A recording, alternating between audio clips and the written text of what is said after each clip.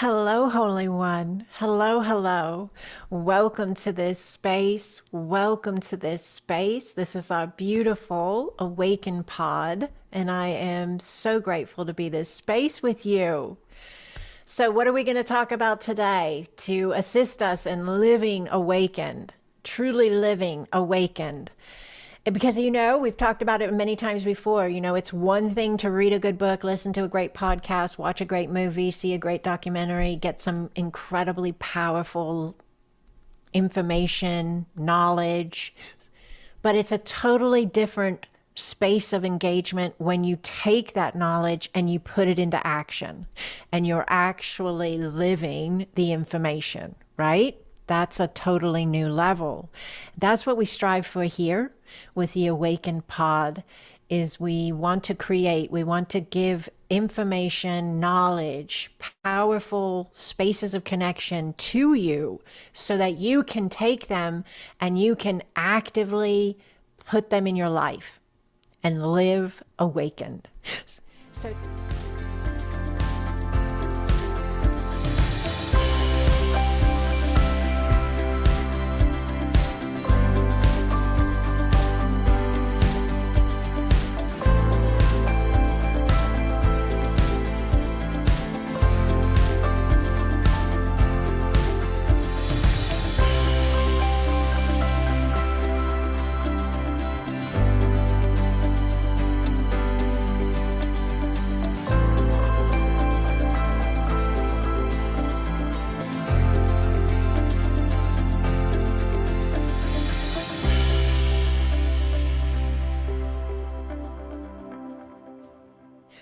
So today we're going to talk about, we're going to go a couple of spaces, but let's just start off with a few key terms that can spark the conversation for us. So the present moment is where creation occurs. Yes. The present moment is where creation occurs. Why is this powerful? Why is this valuable for living an awakened life? Most people, myself included for a big part of my life, I did not live in the present moment. We carry over feelings, thoughts, programs, beliefs from past experiences where somebody hurt us or somebody did something or, we dropped the ball in some way. And we've been carrying that same connection point all throughout our ins and outs of our daily lives, our experiences. And so the present moment is just really all filled up with yesterday. So it doesn't really get to be what it might have the potential to be because we've crammed it full of doubt, fear, frustrations, worry, anger from yesterday. And we say, I can't wait for this thing to pass, for this to shift, for me to change and get out of this funk. Yet we're the one carrying the funk around. Does this make sense to you? So the present moment is where creation occurs. And if the present moment is filled with yesterday, then nothing new gets to occur. Nothing new gets to happen. We talked about this before. In fact, I just did a mindset check-in class on my Patreon platform about the power of pausing and how that can help us clear out if we're carrying yesterday into today. It can help us to discern that and respond accordingly. So we talked about pausing when we're in an experiential space, even if it's just a mental pause and we're still engaging and looking completely present to whoever's in the experience with us, but we're mentally, consciously, intentionally pausing to allow ourselves to assess and discern before we react to make sure it's a response that's in alignment with what we truly want to experience. And so we talked about how pausing is a participation in creation. Pausing isn't tapping out and giving up and giving in to everything just doing whatever it's going to do, and you just have to, deal with it. But pausing is an active choice point and an empowerment point of us deciding, us directing what we're going to do with the space.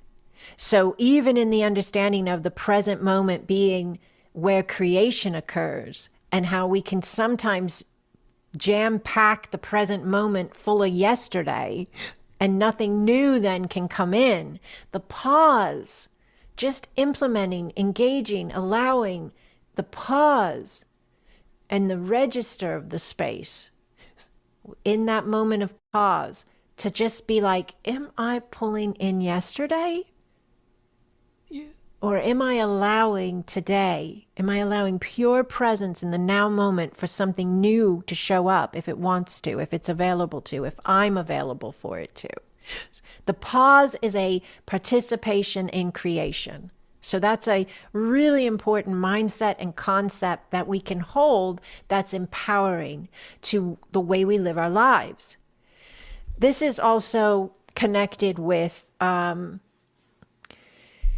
realizing whether we are and distinguishing between reacting and consciously responding. When we pause, we are giving ourselves more opportunity to be less reactive, because the pause in itself is causing the reactivity to soften. It's causing the volume or the intensity of the reactive mode of us. I'm mad, I'm angry, I'm going to show you I'm right, you're wrong. When we pause, we soften that a little bit, maybe a lot. We turn the volume down a little bit, maybe a lot. And the reactivity mode starts to lessen, and the response mode starts to strengthen. And response, I like to do this with it for my own well-being. Response for me is inside of the word responsibility. And it's my energy I'm choosing to be responsible for, instead of spewing it out in a reactive mode that tends to bring yesterday into today and negate the ability of anything new showing up. I am being responsible with my energy, and I'm redirecting myself in connection with whatever I'm experiencing. I'm redirecting accordingly. And to me, that's consciously responding instead of just reacting. It's really important to remember that we don't see reality, but we see our interpretation of it. And that can help as well. You can have 4 people going through one particular situation, and all 4 people can have very different interpretations of what they're dealing with, what they're going through. For one person, it can be extremely freeing and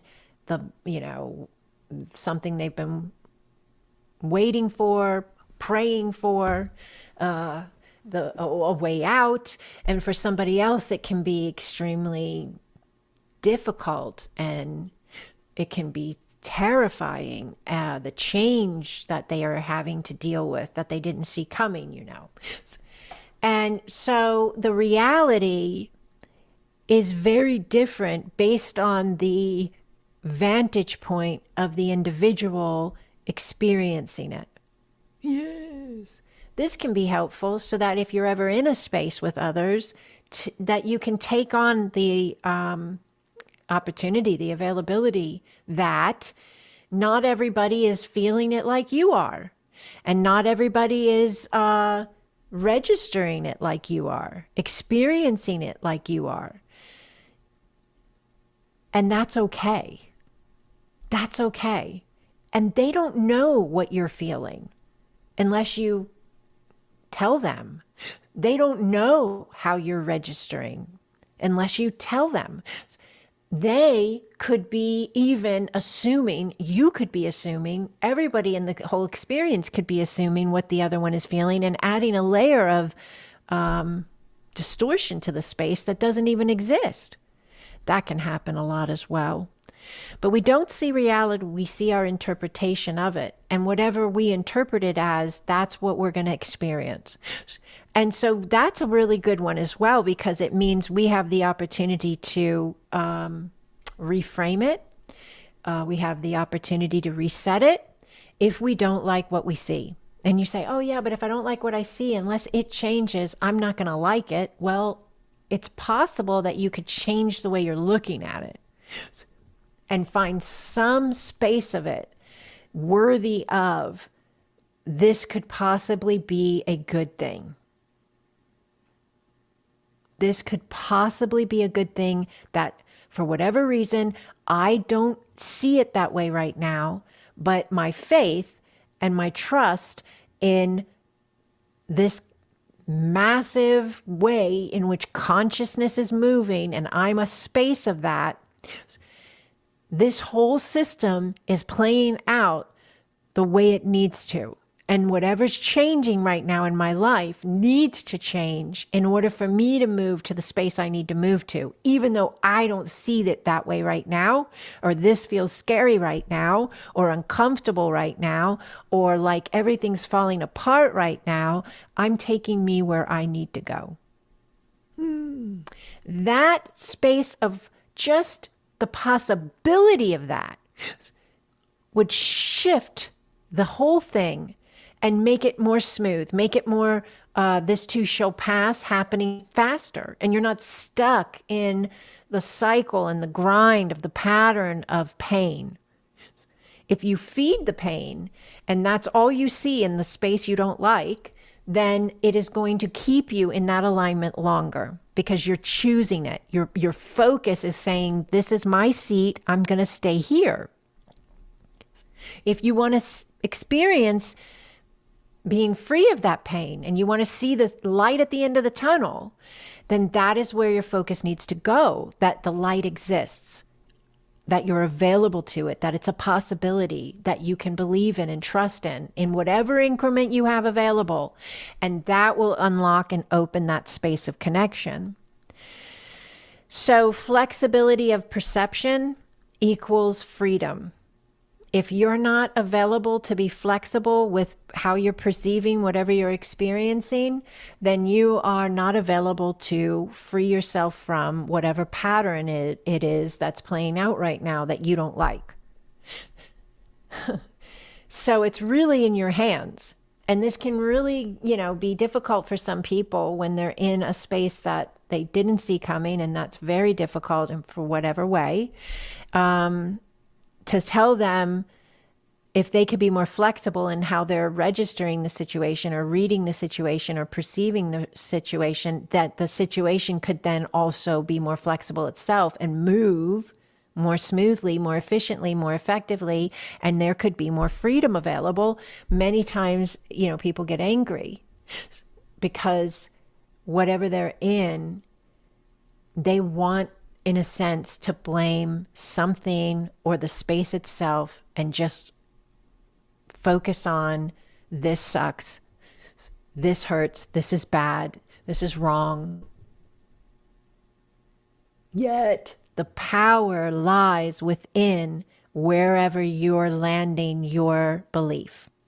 So if you're landing in the hangar, like a plane, if you're landing your belief inside of, this sucks and I'm afraid, then your perception of this sucks and I'm afraid has no flexibility for the blessing that's within the space to rise. So you stay longer in more connection with the space that backs up, this sucks and I'm afraid. More things happen. More things come through the experience that back up your perception. That's the way the system works.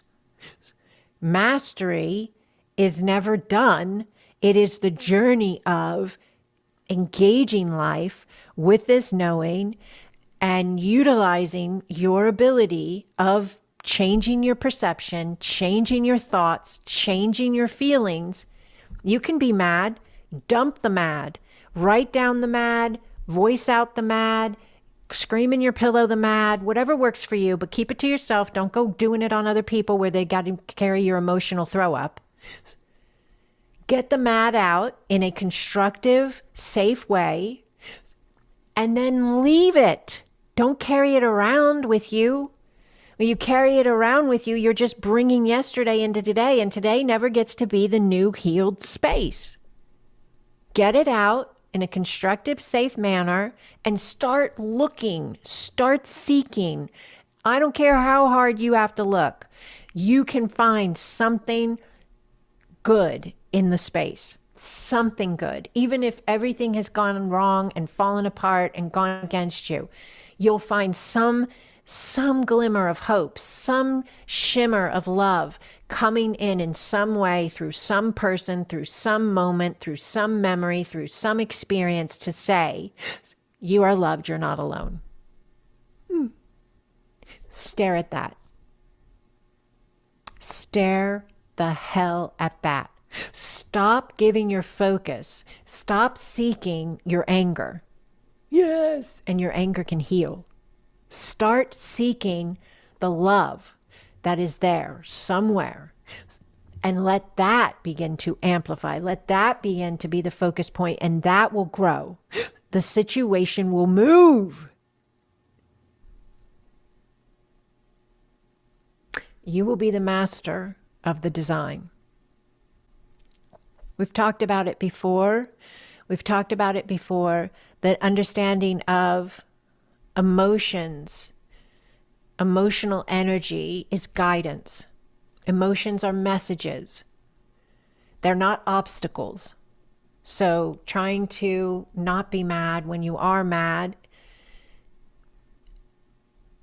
Why are you mad? Why does that have to be that particular experience? Why should it have gone another way? Why? What if within the way it went, even though you don't like it, what if within the way it went is something you've been trying to bring yourself that you don't even know you need? Yes. But you do need, and you're ready for. And the only way it could be brought to you is this particular experience.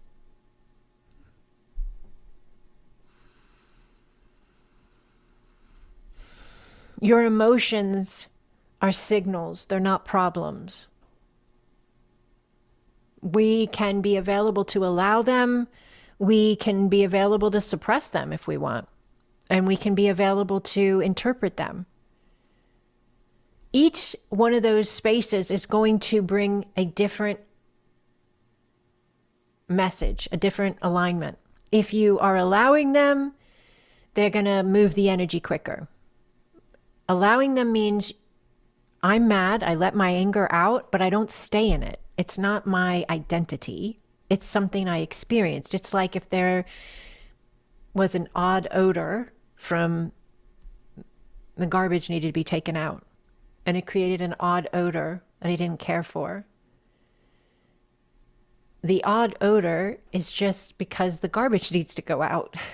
I take the garbage out, the odd odor goes away. The anger is because of the experience is in an alignment where my perception is reading it from, this makes me mad. And if I change my perception and I allow the space of the potential of this is taking me where I need to go, I can be mad. I can dump the anger out into a voice message in my phone, delete it later, get it out, say what I need to say, feel heard by my own self, which is all that matters in the end.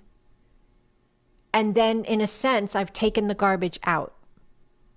Now the odor can begin to fade.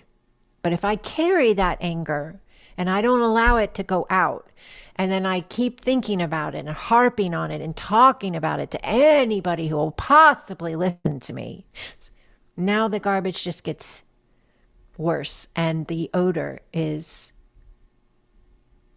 stronger. Many of us are ready to take the garbage out. Suppressing is leaving the garbage in the garbage can way too long. Don't suppress the emotions. Don't identify as them. Don't become them. I lived a very long part of my life as an angry person. I was angry all the time, and it would come out in so many ways of how I would speak to my loved ones and handle spaces in my life. So much so that I made a joke, a sad joke, but it was a joke. And at one point I said, I should just get a t-shirt that right across the chest says, I'm sorry. And I can just point at it all day long. Because I'm always doing something and saying something from anger. And I'm always having to say sorry. And then I realized it was up to me to stop being angry. It was up to me to choose, to make a decision, to not choose anger, but to choose to pause for a second, to choose to say, wait a minute, what's the message in my anger? Why am I angry? Why do I think the world has to do this, that, or the other for me to be happy? Why can't I be happy, period, and experience the world in whatever way it's unfolding? And the world's not making me angry or happy. I'm choosing what I am. Period. It was a big reset, but I did it. And I would no longer have to own that t-shirt any longer. I live a much more balanced life, and I speak from a much more balanced space. But I trained myself to be this way, because I believe we're kind of trained by society, by culture, by traditions, by family units. We're trained to be quick to anger. We're trained to be quick to judgment. We're trained to be quick to fear. We're trained to fly off the handles. And then there's all these other factors that come in with stress of life and all these things you're trained as well, you know, that you should be afraid of this and scared of that and mindful of this could happen and blah, blah, blah. And there's just so much stress and uptightness. And it's like, it's not real. It's just distorted field state that we've been given and trained to live in. And I said, guess what? I'm out. You want to be that way? Talking to the world around me? Fine. But I'm not going to play that game anymore. I'm out. I'm writing a different set of rules. I'm showing up in a new way, and I'm going to make a brand new life. And I did. And I did. And I love my life. I love my life. So think about this, you guys. Think about emotions as signals, not problems. Think about allowing your emotions versus suppressing them. Identifying, what does that mean? Can you change your perception? Can you look at it from a different space of it? Can you find some compassion for the other people that are in the space? Can you allow love to be more on the forefront instead of anger, frustration, even hate? Thinking about that, I think it takes us into a space of knowing who we are at a new level, which allows us to be who we are at a new level. Embodiment is the activation of the higher field experience. If you want life to look different, if you want the experience to change and you want it to be at a better vibe in your, jargon, your wordage, right? Like whatever's going on is heavy, dense, intense, difficult, and you want a different vibe. You want a higher vibe. You want a happy vibe, a joyful vibe, an abundant vibe, peaceful vibe. Embodiment of the vibe that you are seeking, embodiment of it is the activation of that field, that experience. So embodying anger is not going to put you into a field alignment with peace. Embodying frustration and fear is not going to put you into a field alignment or a life that has experiences in it that are filled with love and peace. Embodiment, the way you live, activates the field you experience. And it takes a minute because the field has to register you and confirm signal.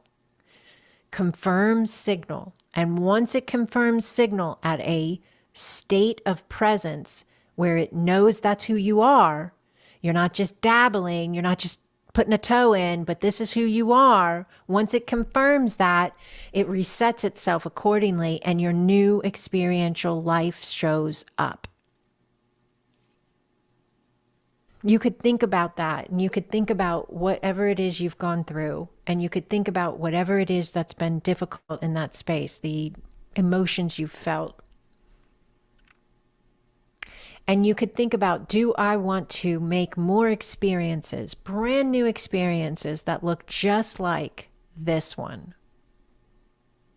They're a little different package. They happen with a little different people, but I keep repeating it. Or do I want to get the message this reflection is sending me, that I created this for a purpose, to understand myself in this way and move into a new field? And if I want to move, if I'm ready for a new field, and I know I need to embody it in order to activate it, what could I do? What could I implement that would embody this version of me aligning in this now? What kind of words would I speak about this particular space I'm in? How would I talk about it? How would I describe it? How would I convey it? How would I connect with it? How would I register it? How would I think about it, feel about it? If I am being the embodiment of the new field where peace and balance live. If you want your situation to move and you want to be in a different alignment that you would consider more optimal, then you have to be the embodiment of that field, that experience, that movement. You have to be it in you. As long as you are being the energy of the anger, the energy of the fight, the energy of the turmoil, difficulty, fear, the field will not change. Your life will not change. Your experiences will not change. They cannot change until you give them the directive to do so. And you will only send that directive out by being the embodiment of the field, alignment, vibration, frequency, words, actions, feelings, postures, viewpoints, mindsets that field of peace, of balance, of optimal flow holds.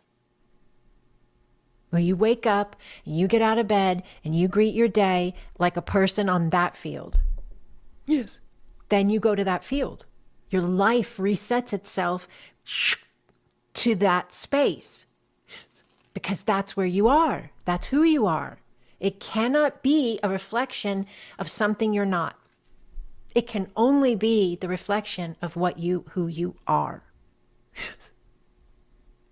And it doesn't mean you have to like it or not like it. It's like hitting your head against the wall. If you don't like it, it's just science. It's just consciousness. It's just energy. It's just the system at hand. Learn it. It's like playing a video game. You really are. You learn the rules of the game. You learn how to beat the level. You learn how to power up. You learn how to deal with whatever. And you win the game.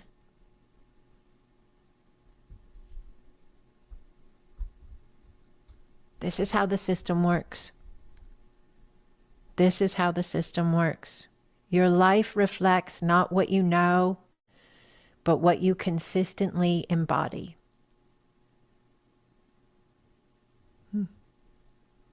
Your life reflects what you consistently embody. The present moment is where creation occurs.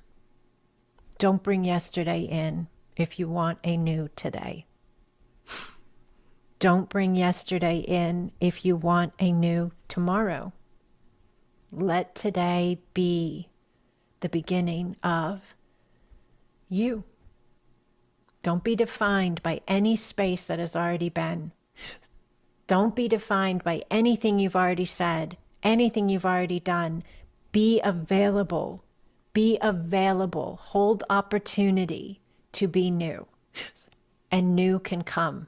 And then embody new. Don't talk like you spoke yesterday. Talk new. One phrase change on your part could do miracles. One moment where you don't react how you always react and say what you always say. One moment of the whole 24 hours. One moment different is enough of an increment to begin to shift your field. You want to shift faster? Then do it more than one moment.